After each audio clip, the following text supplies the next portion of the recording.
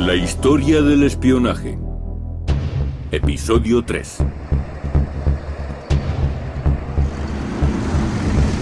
Moscú, agosto de 1991. Los tanques del Ejército Rojo toman la capital de la Unión Soviética.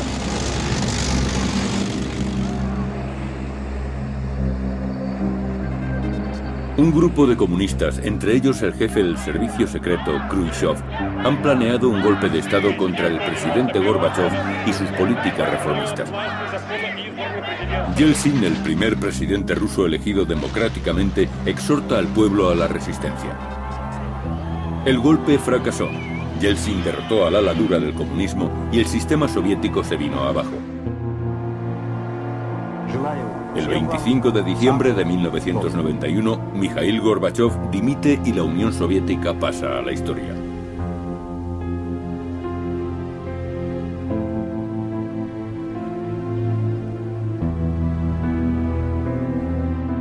La bandera roja que ondeaba sobre el Kremlin fue retirada.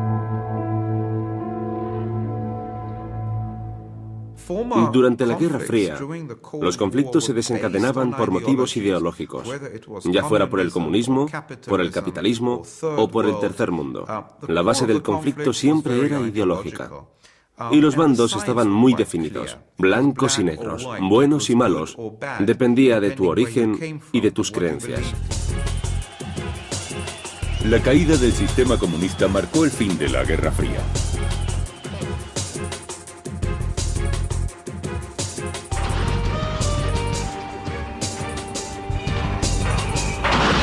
Las armas que ya no se necesitaban fueron destruidas. Pero ¿qué supuso el fin de la Guerra Fría para los servicios secretos, para los espías del bando oriental y del occidental? ¿Qué tareas desempeñarían ahora? Fue una reconversión a gran escala que afectó directamente a los servicios de espionaje, aunque hubo mucho alborozo tras la caída de nuestros adversarios. Según nuestros políticos, el peligro había acabado y se podía desmantelar el BND, el Servicio de Inteligencia Federal. Si hubieran desmantelado el BND, no hubiéramos tenido centro de información. Su función no se centraba solo en la zona oriental, sino en todo el mundo. El capitalismo había ganado. A partir de entonces, el dinero gobernaría el mundo. La globalización es el rasgo que caracteriza el nuevo orden. En todos los mercados, la competencia es voraz y solo sobrevive el más fuerte. La investigación y el desarrollo son caros. El espionaje suele ser más barato, lo que aumenta la demanda de agentes competentes y de profesionales en asuntos exteriores.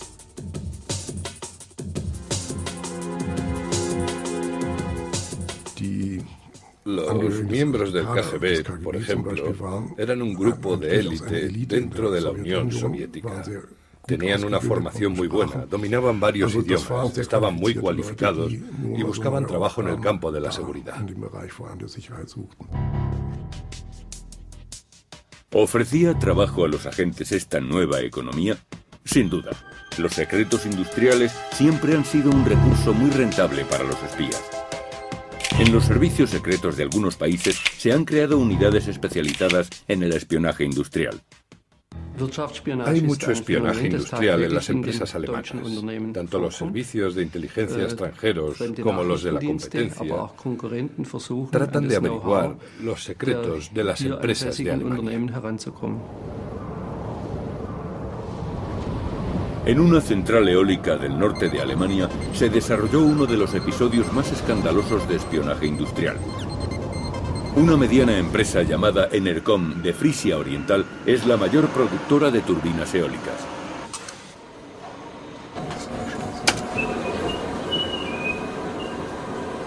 En 1994, Enercon iba a exportar sus turbinas eólicas a Texas, afianzándose así en el mercado estadounidense. Pero en lugar de recibir un pedido por miles de millones, Enercon recibió una carta de California y otra de la Secretaría para el Comercio estadounidense. Les acusaban de infringir los derechos de patente.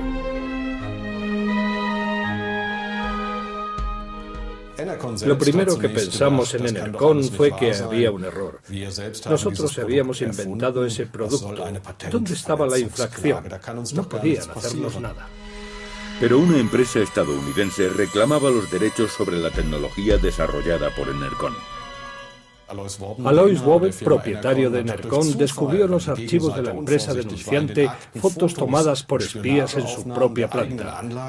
La tecnología que él mismo había desarrollado fue presentada ante el tribunal, donde se aclaró lo que había ocurrido. Los espías de su competidor estadounidense, Kenneth Wind Power, habían accedido a la planta eólica de Enercon en 1994.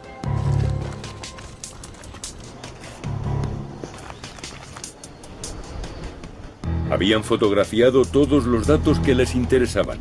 La turbina eólica E40 de Enercon estaba mucho más avanzada que la de la competencia. Las ventas eran muy altas. Habían vendido unas 1.650 unidades.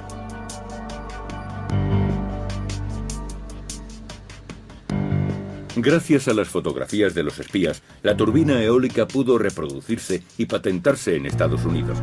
Ante la ley, los estadounidenses eran titulares de los derechos, un duro golpe para la empresa alemana. El resultado fue que Enercon no pudo entrar en el mercado estadounidense hasta 10 años después. No podían pagar a los 100 trabajadores adicionales que iban a contratar y perdieron mucho dinero. Pero no siempre se trata de casos de apropiación de tecnología. Con el apoyo del canciller federal Gerhard Schröder, el consorcio Transrapid vendió su tren de alta velocidad a China. Los planos se entregaron junto con el tren y los chinos no tardaron mucho en sacar su propia versión.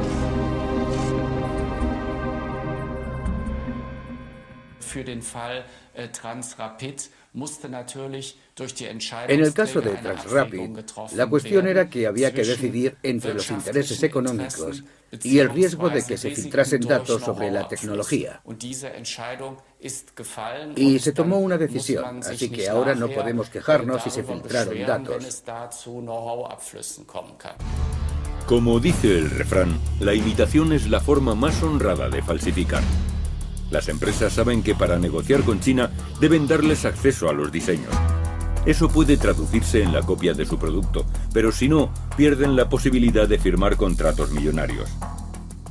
Tampoco a los políticos les interesa ponerse en contra, pues eso podría perjudicar las relaciones bilaterales. Todos los países desean hacer negocios con China, por eso nadie protesta. El cambio de la economía china introducido por Deng Xiaoping en 1992 favoreció su expansión. China va camino de convertirse en una potencia económica mundial y quiere que ocurra lo más rápido posible. Para eso, depende de los conocimientos técnicos de los países industrializados. Para China lo importante es actualizarse en términos tecnológicos. Y saben que para eso no necesitan inventar la rueda, basta con copiarla. Apenas invierten en desarrollo, porque resulta muy caro, pero allí la mano de obra es muy barata, y eso ha permitido a China conquistar la primera posición en ciertos sectores del mercado. En China no creen estar haciendo nada malo al copiar tecnología. Consideran que eso beneficia al país y favorece la creación de empleo. En Irán, el bien del país depende de la energía nuclear. El gobierno iraní reivindica su derecho a utilizar energía nuclear con fines pacíficos, pero en Occidente temen que su objetivo sean las armas nucleares. Irán ya posee misiles de medio alcance, 3 Saab-3, capaces de transportar ojivas nucleares, incluidas bombas, a más de 2.000 kilómetros. Los iraníes eludían la supervisión de la Autoridad Internacional para la Energía Nuclear y obtenían materiales e información de Pakistán ilegalmente. Occidente trataba de impedirlo por medios diplomáticos y recurriendo a los servicios de inteligencia. Viena. En el año 2000, un científico nuclear ruso se encontraba en una misión secreta para la CIA. Su maletín contenía planos confidenciales para la construcción de un detonador de bombas nucleares. El plan era pasárselo a los iraníes en Viena. La CIA pretendía sabotear su programa nuclear, pues este material secreto contenía errores incluidos a propósito. El experto ruso consideraba la misión bastante arriesgada. Le parecía demasiado evidente, así que sin consultar decidió indicarles a los iraníes que podía haber algunos errores. De este modo, el engaño resultaría más creíble. Así los iraníes recibieron los planos de la bomba atómica directamente de manos de la CIA. Fue un episodio curioso. Yo vi la dirección de la calle donde entregaron el paquete y era correcta. Pero no sé si la historia es verdadera o no. Hasta ahora no hemos visto nada parecido. En teoría, el sabotaje es la técnica ideal. En mi opinión, se trata de la solución más fácil y limpia para evitar que un país cuente con armas nucleares. Las instalaciones nucleares de Irán se encuentran vigiladas constantemente por satélite. Como potencia, Irán podría alterar de manera decisiva el equilibrio de poder en Oriente Medio. El servicio de inteligencia israelí, el Mossad, nunca permitiría que un régimen islámico radical tuviera armas nucleares. Estoy seguro de que en el pasado, y también recientemente, se ha recabado bastante información como para desarrollar programas militares eficaces. Bruselas, sede central de la competitividad mundial.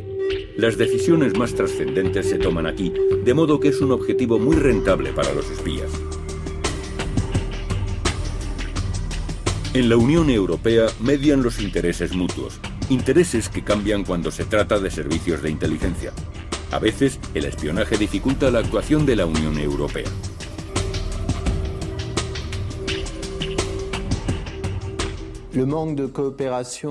La falta de cooperación entre los servicios de inteligencia europeos genera considerables problemas en el campo económico. Los países de la Unión Europea trabajan juntos en la lucha contra el terrorismo y el crimen organizado, así como en temas de tecnología nuclear. Pero no intervienen en el ámbito económico, donde cada país actúa en su propio interés. El escándalo de las escuchas en 2002 demostró que se habían llegado a colocar micrófonos en Bruselas. Los expertos descubrieron micrófonos ocultos en las salas de conferencias del edificio del Consejo Europeo. Se trata de la sede de las negociaciones entre los jefes de Estado y Gobierno de los países miembros. No sabemos si el escándalo de 2002 fue el último o solo el último que se ha descubierto. La Unión Europea sabe, al menos desde finales de los 90, que son espiados, incluso por los aliados. Respecto a nuestras relaciones con Estados Unidos, los políticos europeos siempre han alimentado la idea de que son cordiales. Pero si lo examinamos más detenidamente, descubrimos que desde el final de la Guerra Fría, los gabinetes estratégicos estadounidenses han desarrollado otra política, y una de sus prioridades es consolidar el dominio de Estados Unidos en el siglo XXI. Pero no solo los estadounidenses colocan micrófonos. Franceses, británicos, rusos, todos espían a la Unión Europea, aunque es muy difícil demostrarlo. Hay un sistema de micrófonos que se conoce oficialmente, el Echelon, una reliquia de la Segunda Guerra Mundial. Se utilizó para escuchar al enemigo en la Guerra Fría y hoy en día es el sistema de captación de datos más extendido en el mundo. Las conversaciones telefónicas pinchadas, los faxes y los correos electrónicos interceptados son almacenados y escaneados por superordenadores y se clasifican por materias y palabras clave. El Parlamento Europeo sospecha que desde hace tiempo también se utiliza para obtener información económica. Echelon fue una herramienta muy extendida entre los occidentales para espiar al bloque oriental. ¿Por qué no se desmanteló? Porque lo controlan Estados Unidos, Gran Bretaña, Nueva Zelanda, Canadá y Australia. Obtienen información de todo el mundo con este sistema electrónico y lo utilizan para el espionaje industrial. El espionaje económico o el espionaje empresarial no son prácticas habituales en Estados Unidos. No se consideran algo... Generalmente no está bien visto. No se considera una actitud ética. Pero cuando Estados Unidos dice que no practica el espionaje económico, rara vez les creen. Admiten que sí espían cuando tienen sospechas de corrupción. Esa es su excusa. Visita de Estado del presidente Mitterrand a Arabia Saudí. Los franceses deseaban hacer negocios lucrativos en un mercado que siempre había dominado Estados Unidos. Pero los estadounidenses lograron evitarlo. Pincharon conversaciones en las que se habló de sobornos. El acuerdo con Francia se vino abajo y los saudíes cerraron aquel negocio con los estadounidenses. Se sabe que entre aliados también hay espionaje económico, pero no se habla de ello por motivos políticos. Sin embargo, norteamericanos y británicos reconocen abiertamente haber espiado a países aliados. En Alemania se desconfía desde la Guerra Fría. Frases como «los amigos no se hacen esas cosas» o «solo espiamos al bloque oriental» no nos convencen. La central de información de Echelon más grande se encuentra en Menwith, Gran Bretaña. Estas enormes pelotas de golf pueden capturar llamadas telefónicas, faxes, correo y todo tipo de tráfico electrónico a través de Internet. Cantidades ingentes de datos. La información se procesa para buscar palabras específicas. Aseguran que solo se rastrean conceptos relacionados con el terrorismo como Al-Qaeda. Pero entonces también podría hacerse con la palabra turbina. Se dice que el sistema cuenta con más de 120 satélites y estaciones de tierra repartidas por todo el mundo y puede supervisar el 90% del tráfico de Internet. La información es evaluada por la Agencia de Seguridad Nacional de Estados Unidos, NSA. Con sus 38.000 empleados, la NSA es el servicio de inteligencia más grande del mundo. En sus cuarteles generales, en Fort Meade, se recogen y analizan los datos. Nueva York, las Torres Gemelas del World Trade Center, un símbolo del poder capitalista. Tras la caída de la Unión Soviética, Estados Unidos se convirtió en la única superpotencia. La protegían fuerzas bien equipadas y al menos 12 servicios de inteligencia. El terrorismo internacional era una de sus mayores preocupaciones, si bien aún no se consideraba una amenaza para la seguridad del país. Pero ocurrió. El terror islamista atacó a Estados Unidos y provocó la conmoción del 11 de septiembre de 2001. ¡Holy fuck! ¡Oh my God! ¡Oh my God! ¡Jesus fucking Christ!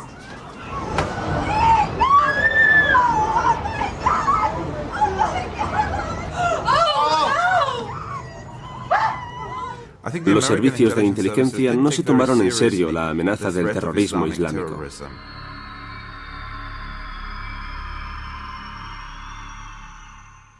A nadie se le pasaba, ni por la imaginación, que un avión comercial pudiera ser secuestrado por terroristas suicidas y pilotado y estrellado contra las Torres Gemelas. Uno de los errores más graves que se cometieron, si hay que señalar uno, fue la poca agresividad con que nuestro gobierno abordó este nuevo tipo de amenaza. Meses antes de que estrellaran los aviones contra el World Trade Center, las autoridades estadounidenses ya habían escuchado y grabado conversaciones de los secuestradores. El problema fue que no tenían suficientes traductores de árabe para que descifraran todas las conversaciones. Lo que hay que preguntarse es si los servicios de inteligencia hicieron todo lo posible para evitar la catástrofe del 11S. Y la respuesta es no, no lo hicieron. Ninguno de los servicios de inteligencia de Estados Unidos, el FBI, la CIA, los servicios militares, la NSA, nadie reconoció la amenaza, ni supo interpretar la información con la rapidez y precisión necesaria, pero tuvieron esa información en sus manos. Aeropuerto de Portland. Los terroristas pasan los controles de seguridad 3 horas antes de los ataques al World Trade Center. Un agente había proporcionado información de la CIA sobre la célula terrorista de Hamburgo, pero esos datos no llegaron a analizarse.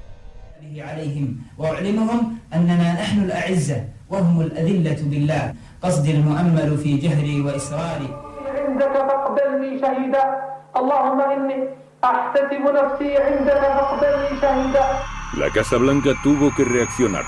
3 días después del ataque, el presidente Bush declaró la guerra al terrorismo internacional ante el Congreso.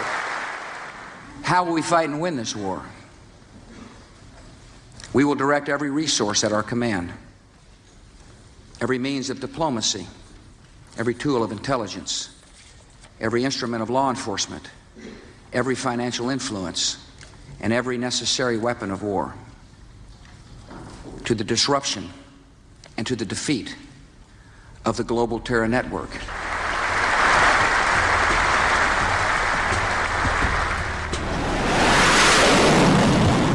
La primera respuesta militar tras el 11 de septiembre fue un ataque aéreo sobre Kabul.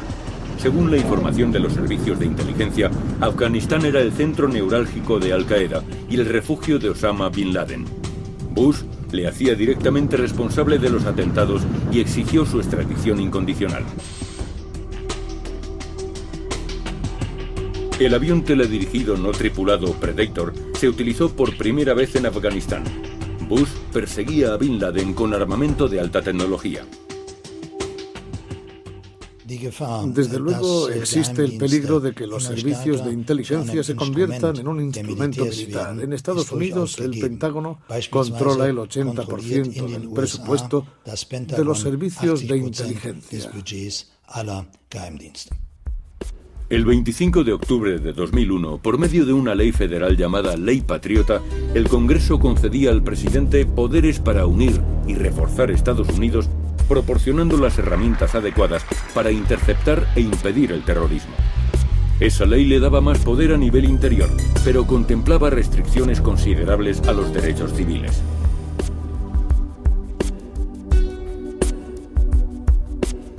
La NSA recibió autorización para implantar un programa de vigilancia y escuchas integral. Se trataba de un servicio de inteligencia con funciones de policía. La NSA pincha las redes de las principales compañías telefónicas y reúne datos de más de 200 millones de clientes. Se permite la vigilancia incluso en ausencia de sospecha. Los programas de filtrado buscan en Internet palabras clave como bomba. Los correos electrónicos pasan también por manos de la NSA. Tienen poder para recabar todo tipo de información y hacer uso de ella.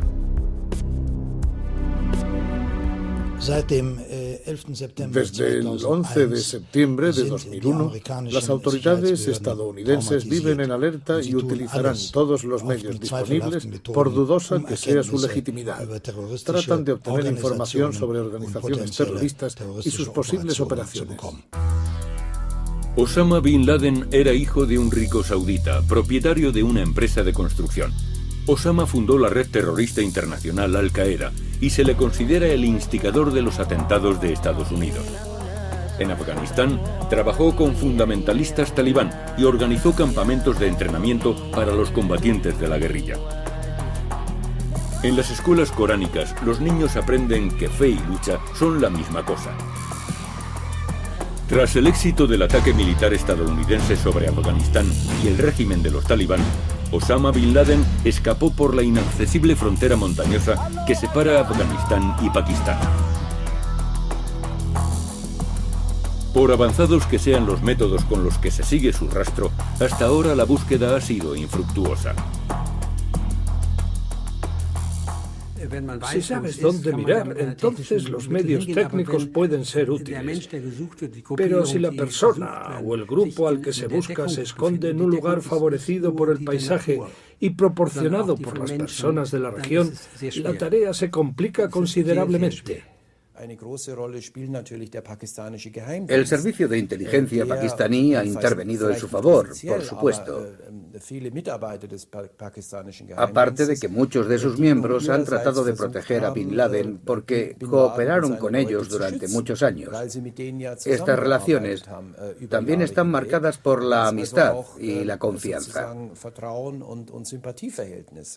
El fenómeno terrorista ha tomado un cariz tan complejo que, más que como director de operaciones, la importancia de Bin Laden radica en su papel como líder intelectual. El mundo árabe siempre se ha sentido amenazado por Occidente. Por ese motivo, Osama Bin Laden trazó una estrategia de demostración de poder. Se ha convertido en un símbolo de la lucha contra los infieles.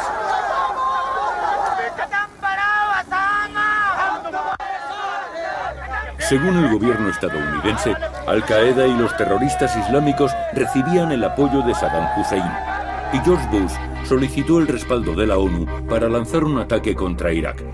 El secretario de Estado Colin Powell presentó un informe en el Consejo de Seguridad de la ONU. Acusaban a Irak de poseer armas de destrucción masiva.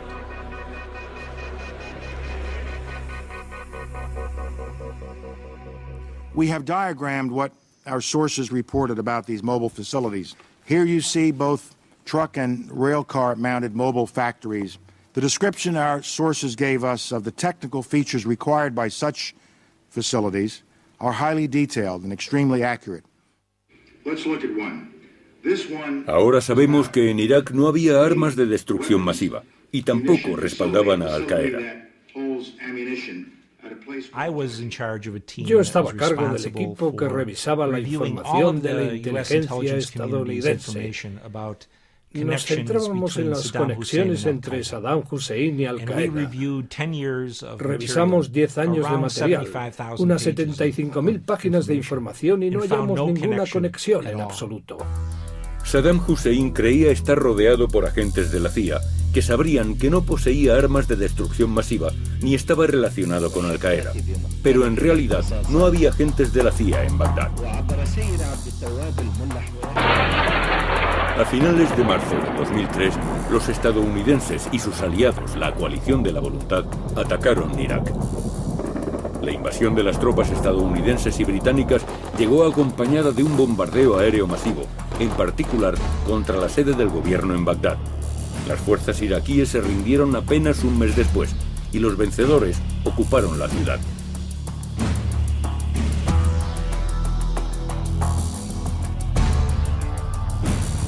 Una inmensa estatua de Saddam Hussein erigida en el centro de Bagdad era el símbolo de la dictadura. La estatua fue derribada para el regocijo del pueblo iraquí.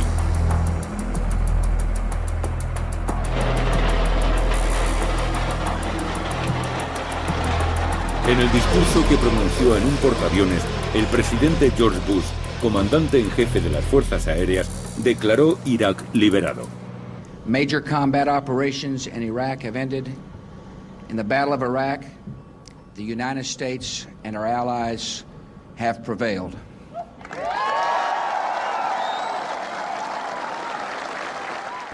Fue una invasión de un país musulmán por parte de una potencia infiel.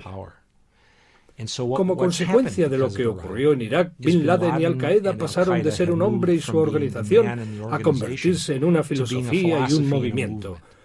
Su trascendencia sobrevivirá al propio Bin Laden y Al-Qaeda y seguirá ganando adeptos en el futuro. En Irak aún no se ha implantado la paz. Los atentados sacuden el país casi a diario.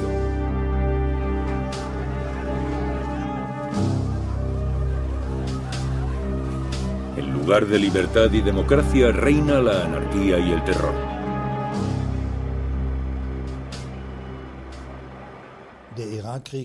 Durante la guerra, Irak fue un campo de batalla mundial. Aquella situación intensificó la ira de la militancia terrorista islamista. El terror salpicó Europa. Madrid, 11 de marzo de 2004.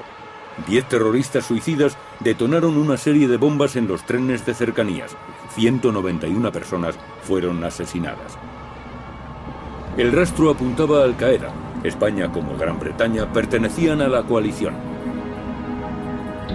La mañana del 7 de julio de 2005, Londres se despertó agitado por el estallido de 4 explosiones. En plena hora punta, los terroristas suicidas detonaron sus mochilas bomba en 3 trenes del metro y en un autobús de 2 pisos. 56 personas murieron. Otro ataque coordinado por islamistas radicales.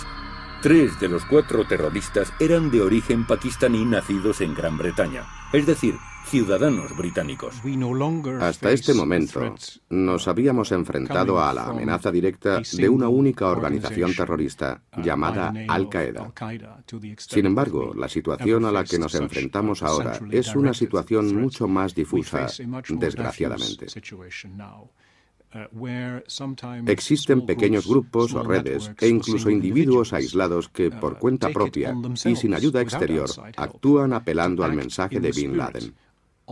Se trata, por tanto, de una amenaza mucho más compleja que la que nos acechaba en el pasado.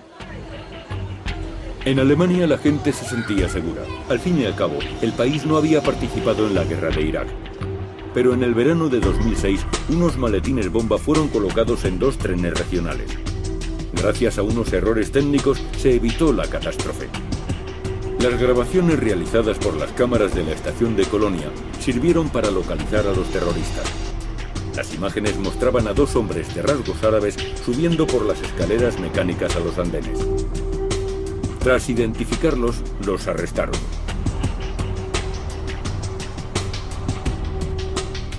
Los políticos exigieron más vigilancia y que se relajasen las leyes para la protección de datos. Pero el miedo a una sociedad transparente movilizó a los defensores de los derechos civiles. Las redes de datos, el reconocimiento facial y las técnicas de búsqueda por ordenador facilitan considerablemente el seguimiento de los sospechosos.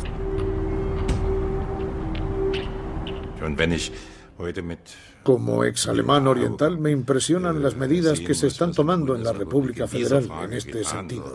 No solo por las cámaras. Ni en nuestra época la vigilancia llegó a ese punto. La lucha contra el terrorismo no justifica este tipo de medidas.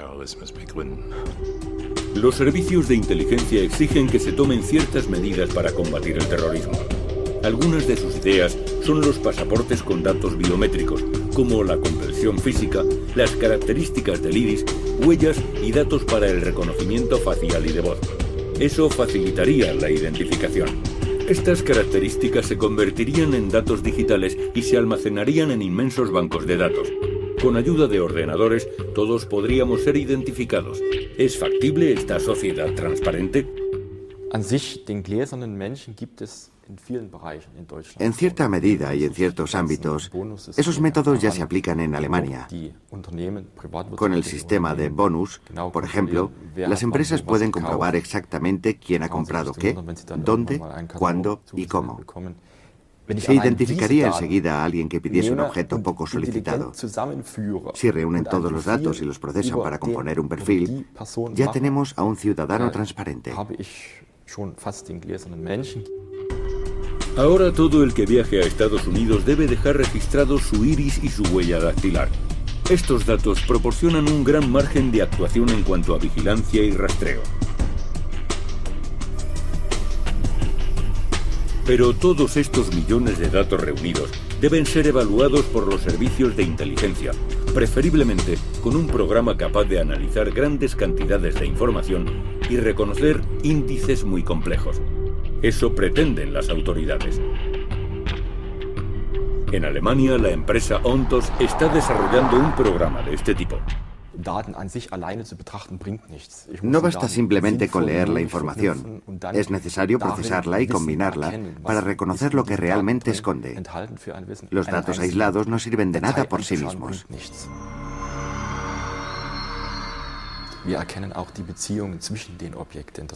Buscamos las conexiones entre elementos determinados. Por ejemplo, la relación entre 2 personas o 2 empresas. La relación entre una persona y una empresa. Los documentos aislados no nos permiten establecer esas conexiones. Necesitamos miles de datos para interpretar la información contenida en ellos. Los datos masivos se entrelazan y se parte de sospechas iniciales. Por ejemplo, estudiantes árabes con parientes en Estados Unidos que han recibido transferencias de dinero de organizaciones dudosas.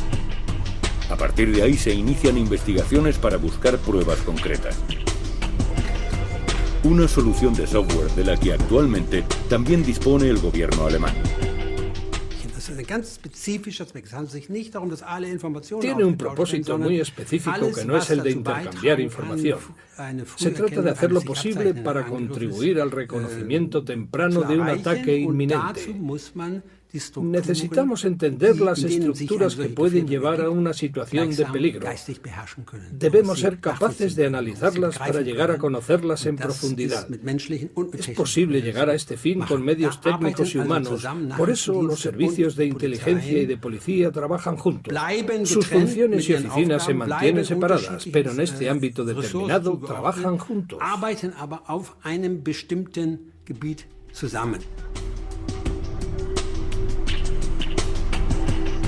Incluso técnicas tan avanzadas como la videovigilancia, la vigilancia por ordenador o las redes de datos no son suficientes por sí mismas. Es imprescindible que los agentes se infiltren en círculos sospechosos. Necesito agentes infiltrados en el entorno de las células terroristas. Agentes que hablen su idioma, que tengan el mismo aspecto y que vivan según sus costumbres. Puede que sea difícil, pero eso no debe convertirse en un obstáculo para nosotros. Pero en el mundo de los islamistas radicales, los métodos de infiltración que suelen utilizarse no son suficientes. Los servicios de inteligencia como el BND deben idear nuevas estrategias.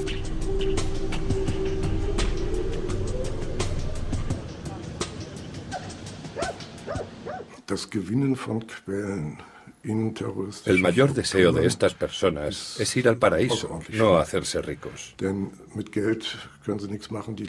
Por este motivo, las amenazas y la presión tampoco sirven de nada.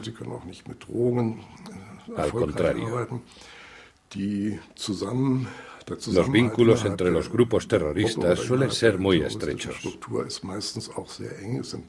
Son vínculos tribales o familiares, o vínculos que se forman colaborando en misiones. Por eso es extremadamente complicado encontrar a alguien dispuesto a trabajar para un servicio de inteligencia occidental. Los servicios secretos estadounidenses están regidos por leyes especiales. No ocurre lo mismo con las operaciones de la CIA en el extranjero. El Consejo Europeo ordenó la investigación de los vuelos secretos de la CIA y se descubrió que más de 100 personas raptadas como sospechosas de terrorismo fueron transportadas ilegalmente por Europa. Las conducían a prisiones en países donde la tortura está permitida. Las organizaciones para los derechos humanos advierten sobre movimientos aéreos que no constan en los registros oficiales.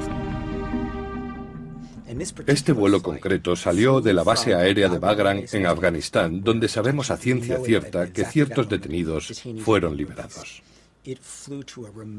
De allí voló a un remoto aeropuerto comercial al noroeste de Polonia, luego a un aeropuerto militar en Rumanía, después a Marruecos y por último a Guantánamo. Era evidente que se trataba de un vuelo de prisioneros. La ruta no podría explicarse ni siquiera en términos de repostaje. Ese vuelo dejó y cogió prisioneros. Desde 2002, los sospechosos de ser miembros de Al-Qaeda son trasladados al campo de prisioneros de Guantánamo. Allí les niegan sus derechos civiles y sus derechos como prisioneros. Ciertas actividades de la CIA, como esos traslados, representan una clara violación de los derechos humanos, no hay ninguna duda. Nadie en su sano juicio los aprobaría. Son inmorales, utilizan el secuestro. Pero lo más preocupante es el descaro con que se realizan estas detenciones y traslados por el territorio europeo. Desobedecen las leyes internacionales y, sobre todo, violan los derechos humanos. Los sospechosos de terrorismo son perseguidos y capturados empleando la tecnología más avanzada. Encontrar sus rastros se premia con enormes recompensas.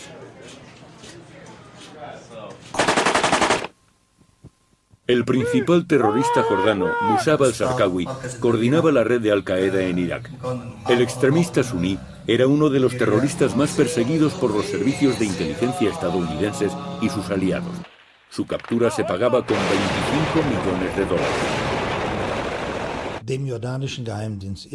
Después de analizar en profundidad el paisaje, gracias a un vídeo, los servicios de inteligencia jordanos lograron ubicar con bastante precisión el escondite de Zarqawi. As you observe the target here, there was a flight of 2 F-16s from the United States Air Force. They have now been told where the target is. They have identified it. The lead aircraft is going to engage it here momentarily with a 500-pound bomb on the target.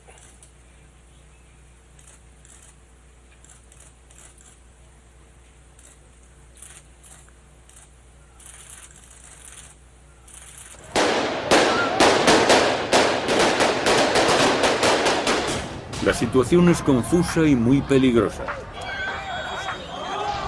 Una guerra desequilibrada, terroristas suicidas contra fuerzas de élite y las técnicas más avanzadas.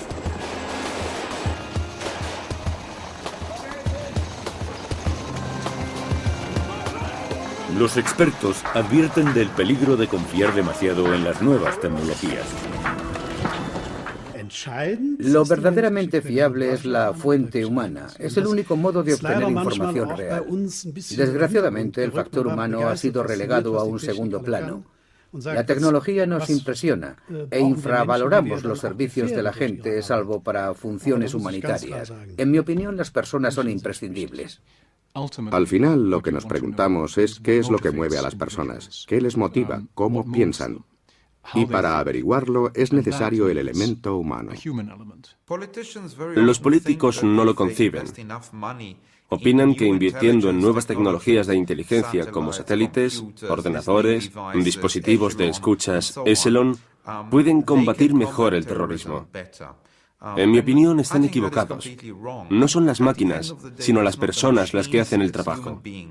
El trabajo de inteligencia empieza y termina en los seres humanos.